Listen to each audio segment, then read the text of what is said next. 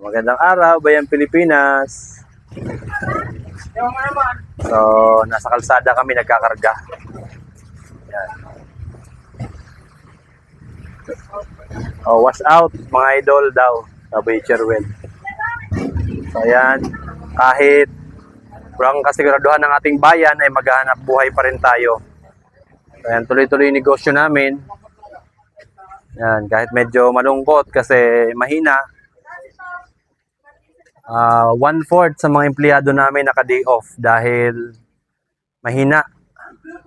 Walang gaanong deliver, walang gaanong order yung mga customer. Pero hindi tayo pwedeng huminto eh. Pagka huminto kasi tayo eh, pansamantalang wala tayong kakainin. Ayan, ang saya pa ni Richard. So ito yung mga truck namin, dito kami nagkakarga. Ayan. So meron kaming mga forward na trucks. Ayan, graba ang karga niyan guys. So meron kaming mga graba, buhangin, semento, mga basic na construction materials. Ito naman, Fisim board na 12mm.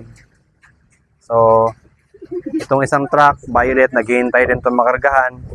At itong isang yellow ay nagkakarga. At hindi na nga pinasok, nandun na sila sa kalsada nagkakarga. Hindi naman traffic. Wala namang gaanong dumadaan sa sakyan. Ito yung store. Ito yung physical store na nandyan yung mga sales namin. At dito yung area ng sales supervisor namin. So ganito yung setup. Ito, buhangin. Yan. So, lahat ng material sa construction ay meron kami.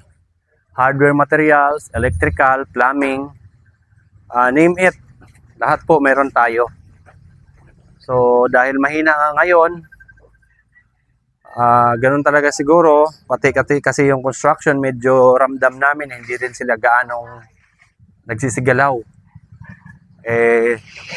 Alam naman natin siguro kung ano yung rason o yung dahilan kung bakit para nakikiramdam yung negosyo sa Pilipinas ngayon, kung ano yung mga susunod na mangyayari sa bayan natin. So normal yan kasi wala tayong kasiguraduhan, di natin alam kung anong mangyayari bukas sa mga susunod na araw dahil doon sa mga pangyayari nung mga nakaraang araw, yung mga desisyon nila na walang kasiguraduhan. So, yan guys, manalangin tayo. Lagi tayo magdasal kung ano yung mangyayari sa ating bayan kasi wala naman tayong magawa dahil ayun na, nagdesisyon na sila. At sana hindi lumala. Kasi kawawa yung mga Pilipino, lalo yung mga bata. So, magtulungan tayo magdasal palagi.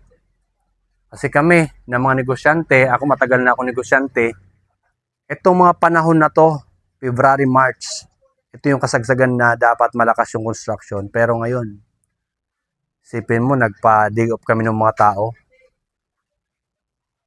Minsan, noong mga nakarang araw, nagpa-half day kami. Ngayon, hindi talaga kinaya dahil bumabagsak talaga yung benta namin, wala talaga ganong deliver. So, ang pinaka magagawa namin para hindi ganong tamaan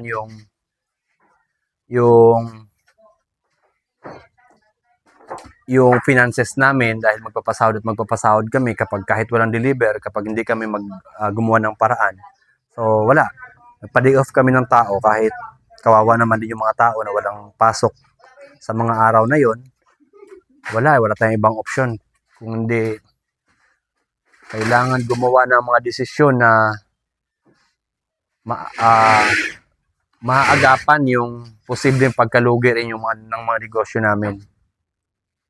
So yan, doon sa mga ibang negosyante, huwag kayong magtaka kung bakit mahina o kung anong nangyayari ngayon sa ating bayan. So alam niyo naman siguro kung nanonood kayo ng social media ay meron kasing mga pangyayari na nagawa na nila na yung mga susunod nun ay posibleng pumilay sa ating ekonomiya ng napakalaki or pwedeng bumagsak ng tulay ng ating ekonomiya kapag nagkamali sila ng desisyon pa ulit.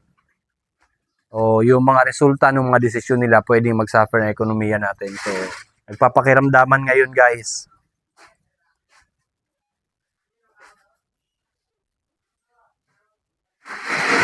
So, lahat ng negosyo, ramdam ito. Lalo yung mga bago, mga maliliit na negosyo na sumisibol pa lang, huwag na po kayo magtaka.